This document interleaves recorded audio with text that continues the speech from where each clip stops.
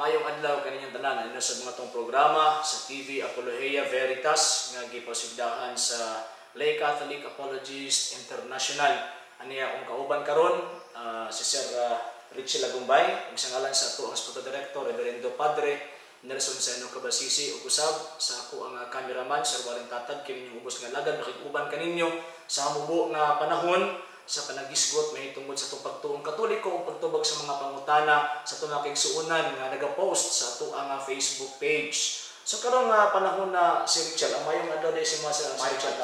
So karong din panahon na naatay nabasa sa atong Facebook page, sa ito ang closed group, na naipangutana mahitungod aning pagtambong nato sa Sanctus Misa. Kinatingala siya, nga naman nga kita mga Katoliko, dili man kita nagainom og bino kasi sa diya sa gitawag og Biblia makita nato nga ang mga apostol nagainom og bino sa dihang gihimo ni Kristo ang unang misa. So usa kay mga posibleng mga rason. Okay, so RJ o sa tanan mga viewers, ang una natong rason una nga ang mga apostolis sila lang ang unang ordained, no? Nga ni Kristo ba? Ang mga pari, sila ang ordained, no, bishop, no? Nga sila gihatagan nga nang gitawag nga kanang isip mga pari, sila ang mohimo. Sila kaon inom o kaon ug inom. So unya kita mga manimbahay, ang atoa mao ang pagdawat sa lawas ni Kristo. Una, dunay mga rason. Una, gitawag nato theological reason. So muna yung pinakaunang rason. Sa theological reason, sa ato ang artikulo sa atong pagtuo, sa atong faith, nga once after the consecration, the bread and wine, so naa na si Christ present substantially and really. Buhi na Kristo.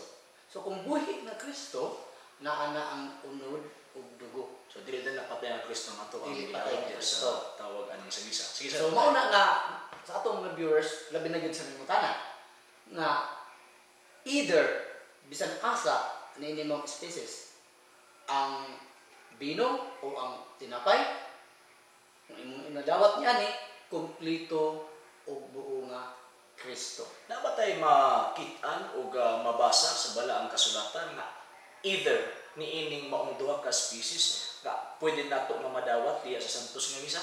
Si San Pablo dito sa iyang sulat dito sa mga taga-Korinto. No? Sa taga-Korinto, 1 Corinthians chapter 11, chapter 20, verse 27 to 28. Okay. Ingon pa ni San Pablo, no? Bisan kinsa nga mudawat lawat sa lawas o dugo dili o. Pero manong gibutang karon lagi sa so ang iba na or. So ato pa either wine or bread. Pero sa mga bag-ong mga translations ilang gipagawas gihimo nila og or and, no? Okay. Aron para lang gyud nga i-counter sa established na nga pagtuo nga may gitudlo sa mga apostoles nga bisag asa ni aron kung magud sa RG sa naminaw o sa kaning viewers nga kinahanglan gyud duha. Pero kung tan-aw mo to ang gihisgutan ni San Pablo sa iyang sulat ngadto sa taga-Korinto nga or ang iyang gigamit bisan asa ni ani. Either of the two species pwede siya nga gitawag og madawat. So mo na pinakaunang rason nganong kitang mga Katoliko ustiya lang ang ato ang dawaton. Pero wala nang pasabot nga dili ta badawaton.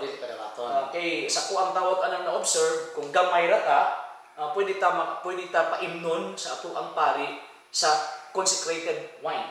Pero kay komunal mas man, so siguro napasiguro pa yung rason. Ang rason ng unang-una Sir RG, sa atong mga viewers, nga kung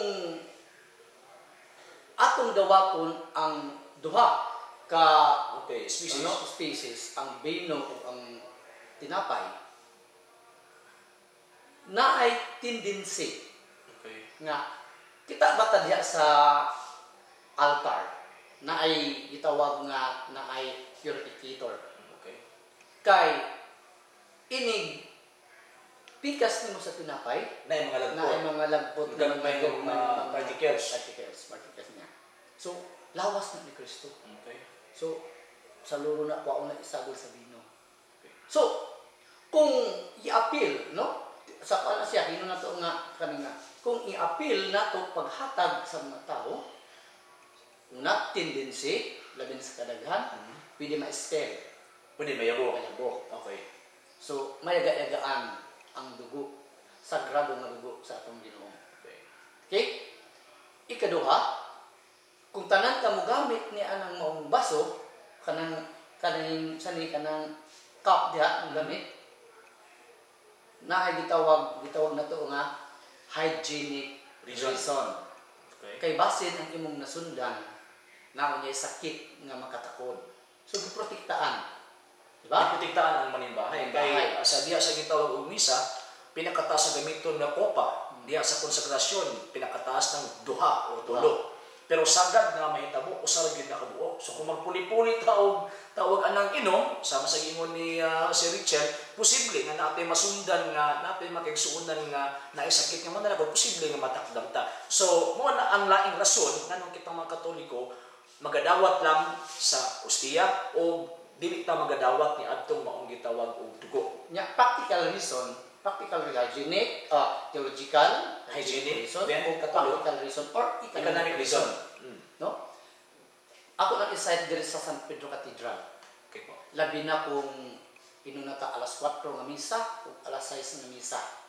Ubay-ubay yun. Puno yun, naghuot na siya. Niya ang sitting capacity niya I think siguro mga 3,000. 3,000 more or less. More or less. Oh, ang standing pa. Okay. Diba? Kapila mo itong standing. Oh, so, kung mainom tatanan, kay basig marason sila nga, magdala data og daghang baso. Pagpasapasa pa lang sa baso, consuming time na. Correct. Di ba? O, pagpasapasa pa lang sa baso, consuming time na. Pila ka baso i-provides o pila ka galon Ang inom. wine Ang gamiton. na i-prepared para makainom ang tanan. No? Nga nakainom naman ta sa dugo ni Kristo sa diyang bidawat ta sa pan o sa pan. Okay. Kay buhi man to Buhi nga ng Kristo. Muna ato sa atong viewers, labi na katong nangutana. Okay. Theological reason, kumplito nga Kristo imong nadawat. Sunod. Gitawag nito hygienic reason na kinahanglan protektaan Ang atong ang panlawas. panlawas sa manimbahay. Kaya ang simbahan inahan. Okay. So the church is mother and teacher. The mother always protect her children. Okay. Pa? Okay? So mauna nga kinahanglan nga protektaan. O ang ikatulo, practical or economic reason. Katawad ba ka nang ingon sila nga kinahanglan mag isa-isa tawag baso. Ang ingon ni Ginoong Kristo, Panginom kamo gikan niini. Mamantuwa man ingon si Ginoong Kristo, hala magtagay ta. So ang buti pasabot, usa lang ka kopa ang gamiton kay nagtimaan mo usad ka na sa Rachel o kahiusahan. Kay ang simbahan na dito ko ni Kristo na may kahiusahan. So diha sa misa magiin magkatigom kining maong katawhan sa Dios. Isip mga karnero sa pagsimba ni Ginoong Kristo kinahanglan gayud nga naay kahiusahan. So niining maong gitawag programa unta nahatagan tong pagtubag ang pangutana sa atong igsuon gikan sa lugar sa gitawag Butuan. Ug salamat sa imuhang pagpadayag sa imong pangutana ug maningkamot kami sa paghatag sulod og tubag sa ubang pa mga pangutana nga i-post sa atong Facebook page. Kini yung ubos nga lagad Sir RJ Seno, Retsila Gumbay. manamilit kaninyo sa gamay nga panahon o puhon-puhon balik-balik na sa pitas pag may tumas pagtuo. Kung kami maingon, et veritas liberatus vos.